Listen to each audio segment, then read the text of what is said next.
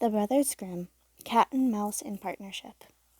A certain cat had made the acquaintance of a mouse, and had said so much to her about the great love and friendship she had felt for her, that at length the mouse agreed that they should live and keep house together. "But we must make a provision for winter, or else we shall suffer from hunger," said the cat.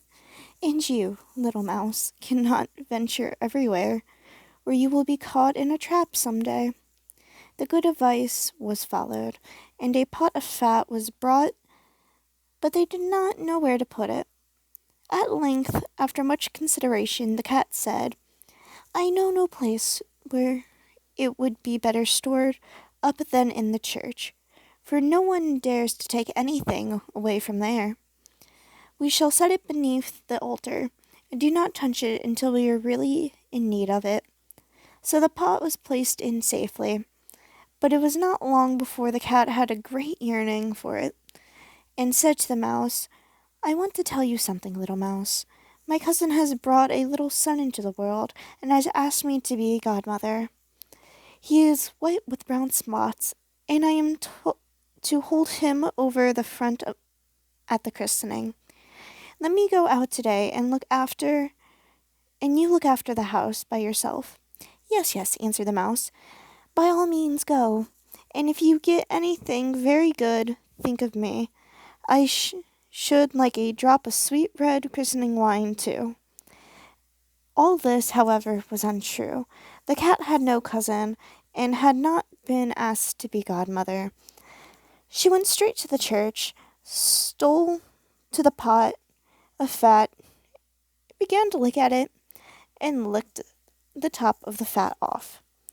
Then she took a walk upon the roofs of the town, looked out for opportunities, and then stretched herself in the sun, and licked her lips whenever she thought of the pot of fat. And not until the evening did she return home. "Well, here you are again," said the mouse.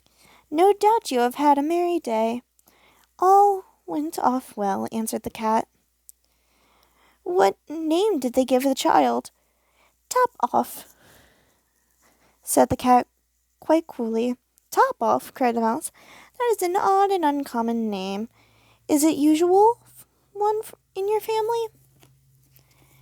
"What does it matter?" said the cat. "It's no worse than Crumb Sealer, as your godchildren are called." Before long, the cat was seized by another fit of longing. She said to the mouse, "You must do me a favor, and once more manage the house for a day alone.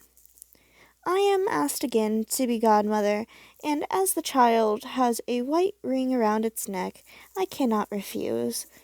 The good mouse consented, but the cat crept behind the town walls to the church, and devoured half of the pot of fat. "Nothing never seems to be good as what one keeps to oneself," she said, and was quite satisfied with her day's work. When she went home, the mouse inquired, "And what was this child's and what was this child christened?" "Half done," answered the cat. "Half done? What are you saying? I have never heard this name in my life. I'll wager anything it is not in the calendar of saints." The cat's mouth soon began to water for some more licking. "All good things do come in threes," she said. "I am asked to stand godmother again. The child is quite black, only it has white paws, but with that exception it has not a single white hair on its whole body. This only happens once every few years. Will you let me go, won't you?" "Top off, half done," answered the mouse. "They are such odd names. They make me very thoughtful."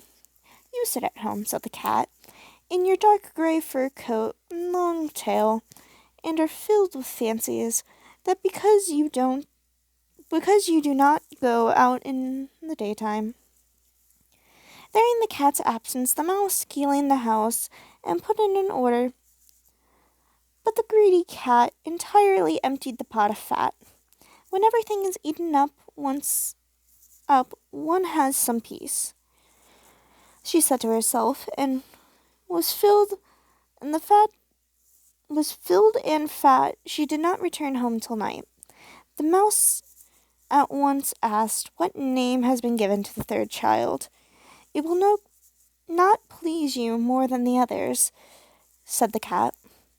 "He is all gone." "All gone!" cried the mouse. "That is the most suspicious name of all. I have never seen it in print. All gone! What can that mean?" And she shook her head, curled herself up, and lay down to sleep. From this time forth no one invited the cat to be godmother. But when the winter came, there was no longer anything to be found outside. The mouse thought of their precision and said, "Come, cat, we will go to our pot of fat, which we have stored for ourselves. We shall enjoy that." "Yes," answered the cat, "and you will enjoy it as much as you would enjoy sticking that dainty tongue of yours out the window." They set on their way, but when they arrived, the pot of fat was still in its place, but it was empty.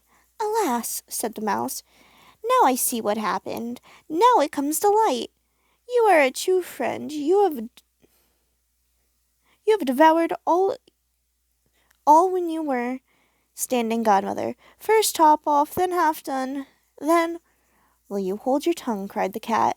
"One more world and I'll eat you too." All gone was already on the mouse's lips. Scarcely she had spoken it before the cat sprang on her, seized her, and swallowed her down. And that is the way of the world. The end.